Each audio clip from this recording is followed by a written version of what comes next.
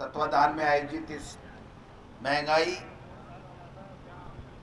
के खिलाफ महंगाई मुक्त भारत अभियान के तहत ये कार्यक्रम किया जा रहा है, जिसमें हमारे पूर्व प्रदेश अध्यक्ष सम्माननीय सचिन पायलट जी, हमारे पूर्व अध्यक्ष सम्माननीय डॉक्टर चंद्रभान जी,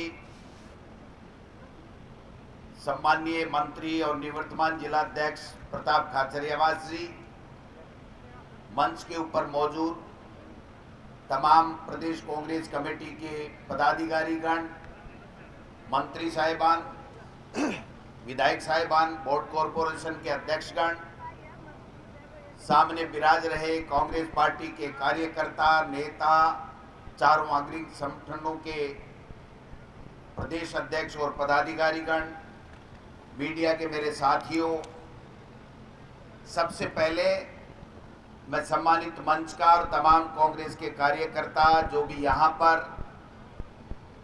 इस महंगाई मुक्त भारत अभियान के इस कार्यक्रम में पधारे हैं, उनका स्वागत करता हूं, अभिनंदन करता हूं। मित्रों, मोहन प्रकाश जी के, सचिन पायलट जी के, प्रताप जी के या तमाम जितने भी नेता यहां से बोले हैं, उनके बोलने के बाद में मैं कोई ज्यादा औपचारिकता निभाऊं या लंबा भाषण दूं, ये प्रासंगिक नहीं है। सबने अपनी अपनी बात कही है, लेकिन ये जो आज जो परिस्थितियां बनी हुई हैं कि केंद्र की मोदी सरकार, जिसने 2014 में हमारे देश के लोगों से एक वादा किया था कि हम लोग महंगाई को कम करेंगे, जो यूपीए सरकार के समय महंगाई बढ़ गई। वहां पर कई बाबा भी आए थे, कई समाज सेवी भी आए थे, चाहे अन्ना हजारे हो, चाहे बाबा रामदेव हो। उन तमाम लोगों ने विभिन्न मंचों के ऊपर यूपीए सरकार को महंगाई कम नहीं करने के लिए कोसने का काम किया था। और आप सोशल मीडिया के माध्यम से उनके तमाम बयान, उनकी बाइट समय समय पर आप सुनते रहते हैं। किसी ने कहा था कि मोदी जी को केंद्र में सत्ता में देश में प्रधानमंत्री के रूप में जिताइए, 35 रुपए किलो डीजल, 35 रुपए लीटर डीजल हो जाएगा। किसी ने कहा था 50 रुपए पेट्रोल हो जाएगा, खाद्य वस्तुएं सस्ती हो जाएंगी, कपड़ा, छत, मकान, सीमेंट, लोहा, ये सारी चीजें कम होंगी और इस महंगाई कम होने के कारण से देश में खुशहाली आएगी, गरीब आराम से 2 वक्त की रोटी खा सकेगा, उसको छत मिलेगी। लेकिन हुआ क्या? 5 साल में कोई हिसाब नहीं, 70 साल का हिसाब मांगने वाले लोगों ने दिया।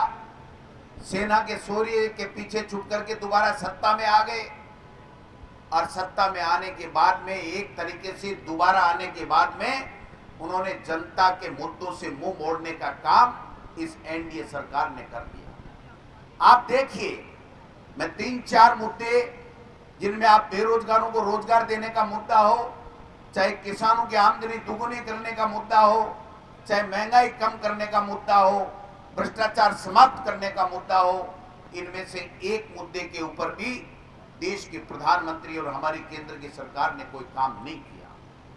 आज जो डीजल और पेट्रोल के नाम से, महंगाई के नाम से पूरे देश में हमारी यूपीए सरकार को बदनाम करने का काम किया, और आज जब हम देखते हैं कि किसानों के साथ में जिस प्रकार का कुठाराघात हुआ, जिस प्रकार खून के आंसू रुलाए, और जो उसकी आमदनी दुगुनी करने की बात करने वाले लोग, आज आमदनी भी आधी रह गई और महंगाई दुगुनी नहीं बल्कि 10 गुनी बढ़कर के हो गई।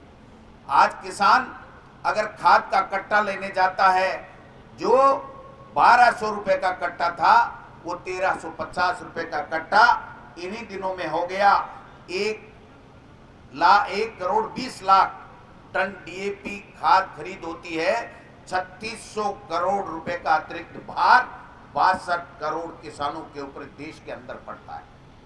अकेली खाद की बात करना चाहता हूं, पेट्रोल और डीजल इन 15 दिनों के अंदर 13 बार बढ़ गए।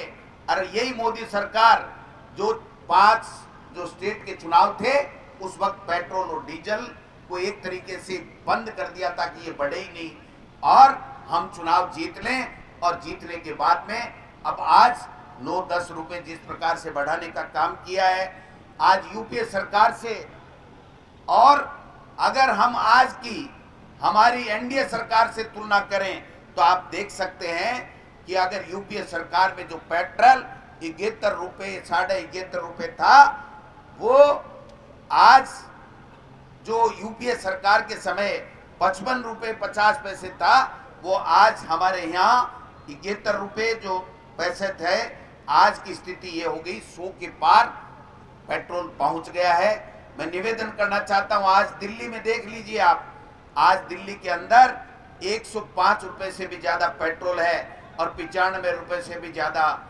डीजल है। मैं आप सबसे निवेदन करना चाहता हूं कि जो एक्साइज ड्यूटी हमारे समय में 3 रुपए 46 पैसे डीजल पे थी, 18 रुपए 34 पैसे आज वो एक्साइज ड्यूटी हमारी डीजल की हो गई। जो पेट्रोल की एक्साइज ड्यूटी 2014 में हमारी यूपीए सरकार के समय 9 रुपए थी, वो 18 रुपए से कहीं ज्यादा हो गई, यानी 203% आप पेट्रोल की एक्साइज ड्यूटी बढ़ा दी और 531% डीजल की एक्साइज ड्यूटी बढ़ाने का काम इस एनडीए की मोदी सरकार ने किया है। मैं निवेदन करना चाहता हूं कि जो स्थितियां बनी हैं, आज आप देख लीजिए लोहे का क्या भाव है, सीमेंट का क्या भाव है, जो 32 रुपए 30 रुपए 32 रुपए 35 रुपए लोहे के सिरिये का भाव होता था, आज वो स्टील का भाव 70 रुपए 76 रुपए 75 रुपए के लगभग पहुंच गया है। जो सीमेंट 200 सवा 200 रुपए थी, वो 350 रुपए तक पहुंच गई है। मकान जिसने चालू कर दिया वो बीच का बीच में रह गया है।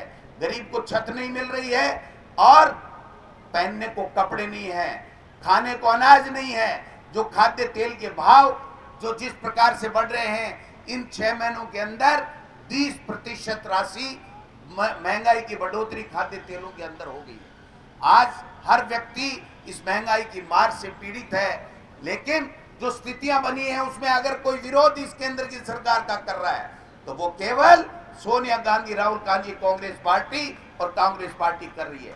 क्योंकि जितने भी क्षेत्रीय दल हैं वो केवल मोदी से डरे हुए हैं, या तो उन्होंने अपने स्वार्थ के लिए गठजोड़ कर रखा है, या मोदी नाराज हो जाएगा तो ईडी का छापा पड़ जाएगा, सीबीआई का छापा पड़ जाएगा, इनकम टैक्स वाले आ जाएंगे, सीबीआई वाले आ जाएंगे। उससे डर करके कोई भी देश में जहां भी क्षेत्रीय दलों की सरकार है कांग्रेस के अलावा, आप देख सकते हो कि कुछ भी महंगाई के खिलाफ या मोदी सरकार के खिलाफ नहीं बोल रहे। ये इसलिए आज जो स्थितियां बनी हैं उसमें कांग्रेस के कार्यकर्ताओं का ज्यादा जिम्मेदारी बन गई है। आप समझ सकते हैं कि जो स्थितियां बनी हुई हैं, जो भी नेता मोदी सरकार के खिलाफ बोलता है या मोदी के सरकार के खिलाफ बोलता है, उसके यहाँ इनकम टैक्स आ जाता है, ईडी आ जाती है, सीबीआई आ जाती है। और जहां भी चुनाव होते हैं 12 महीने पहले ये मोदी जी अपने तामझाम लेकर के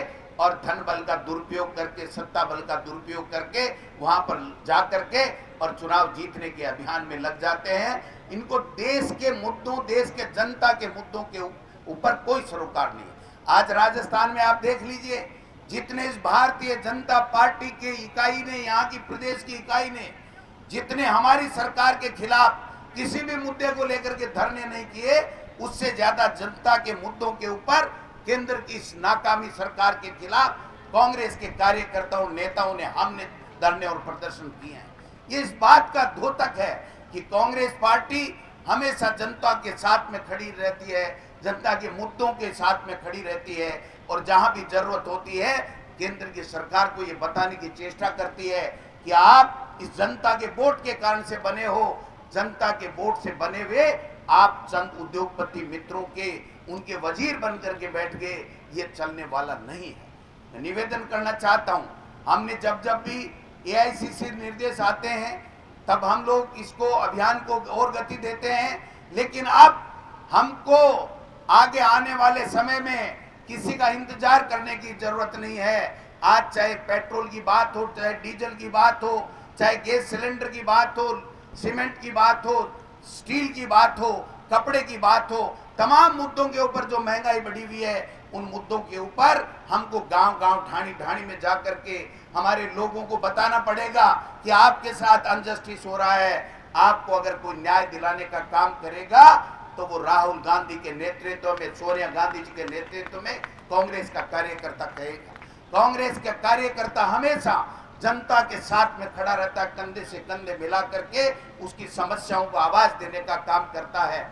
मैं निवेदन करना चाहता हूं, इनके कान में जू नहीं लगेगी जब तक हम लोग आक्रामक तरीके से इनके खिलाफ आंदोलन नहीं करेंगे, तब तक इनके कान में जू नहीं लगेगी। आज राजस्थान में 25 में से 25 सांसद देने के बाद में मैं मीडिया के माध्यम से पूछना चाहता हूं, 1 रुपए का काम बता दीजिए, ये एक योजना बता दीजिए, एक प्रोजेक्ट इस राजस्थान के विकास के लिए लाया हुआ इस भारतीय जनता पार्टी के लोगों का बता दीजिए।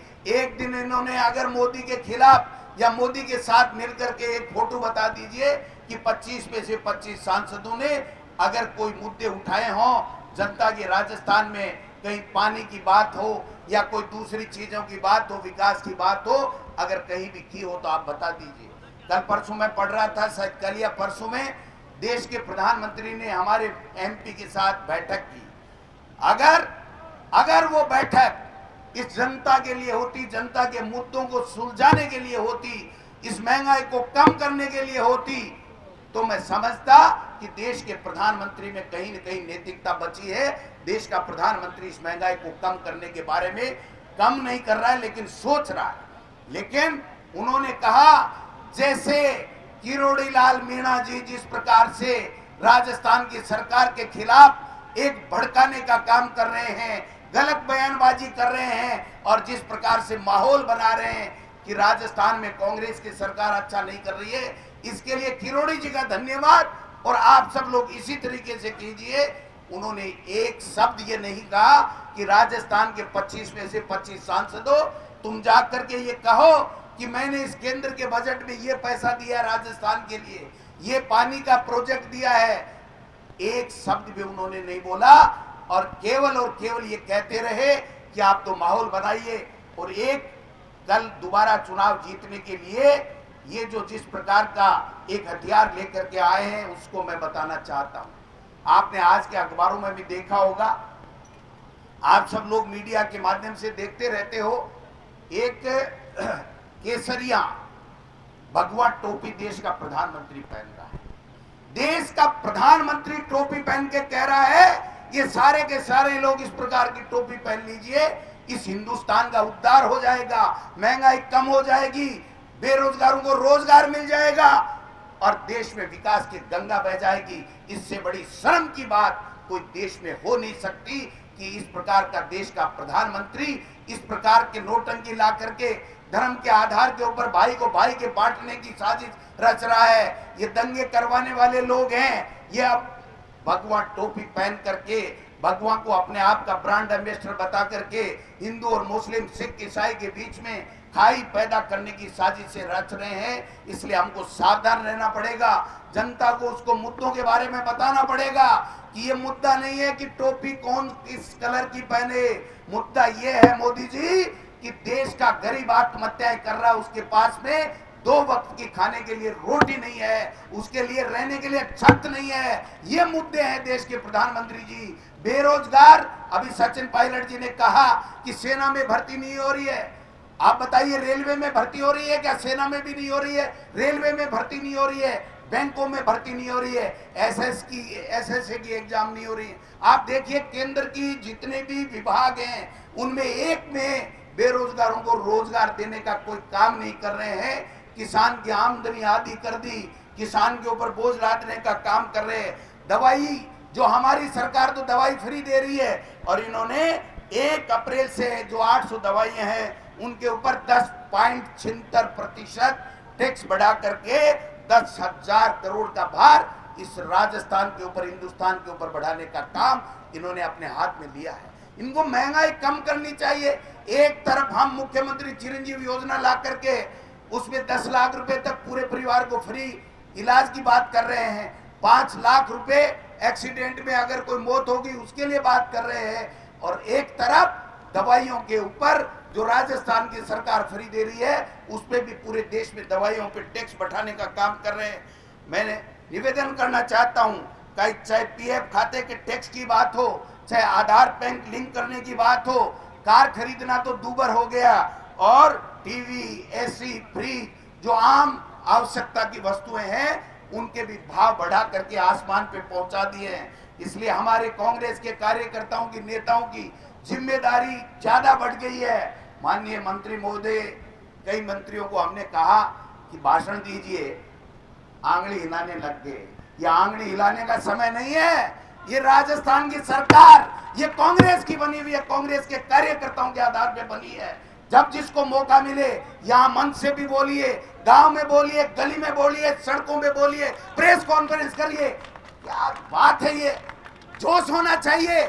आम आदमी पिस रहा है, आदमी आत्महत्याएं कर रहे हैं गरीब, और हम अगर अंगुली हिलाएंगे तो हम हमारी जिम्मेदारी से भागने की चेष्टा करेंगे। इसलिए जिम्मेदारी से भागने की आवश्यकता नहीं है।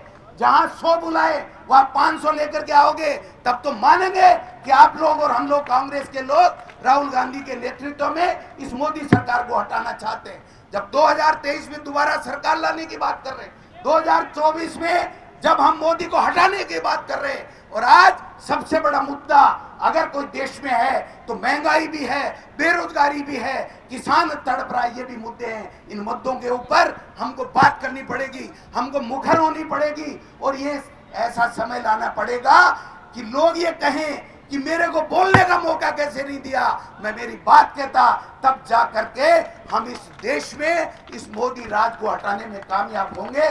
मैं आप सबसे एक रिक्वेस्ट करना चाहता हूं, आप सब लोग कांग्रेस का कार्यकर्ता आए, नेता आए, धन्यवाद, लेकिन और ज्यादा संघर्ष करने की आवश्यकता है। गांव ढाणी में, गली में, वार्ड में, मोहल्ले में जा करके अगर हम जहां भी जाएं, अगर इस महंगाई को हटाने के लिए महंगाई मुक्त भारत अभियान के तहत हमको सबको बोलना पड़ेगा, अपनी बात रखनी पड़ेगी, और हमको मुखर होकर के इस मोदी सरकार के, कोई टैक्स वैक्स का छापा नहीं पड़ रहा है, कोई मोदी सब पे छापा नहीं डाल रहा है, चिंता करने की जरूरत नहीं है। मैं बोलता हूं आरएसएस के खिलाफ, बोलता रहूंगा। कभी आरएसएस के लोग चुनाव नहीं लड़ते हैं, भाजपा के लोग चुनाव लड़ते हैं। आरएसएस के लोग भाजपा के चुनाव की सरकार बनने के बाद में पर्दे के पीछे ये इस प्रकार का देश में माहौल गंदा करने का काम करते हैं, देश में शासन करने की कुचेष्टा करते हैं। अगर अब भी हम नहीं बोलेंगे तो फिर हम कभी नहीं बोलेंगे। इसलिए मैं निवेदन करना चाहता हूं, आप सब लोगों से आह्वान करना चाहता हूं, जब तक एक सांस है, जब तक इस खून का एक बूंद का कतरा भी हमारे शरीर में है, अगर हमने इस मोदी सरकार के खिलाफ संघर्ष नहीं किया, हमने लड़ाई नहीं लड़ी, तो ये देश का इतिहास, देश के नौजवान और आने वाली पीढ़ी हमको माफ नहीं करेगी। इन्हीं शब्दों के साथ आप सब लोग आए, आपका बहुत बहुत धन्यवाद। जय हिंद, जय भारत।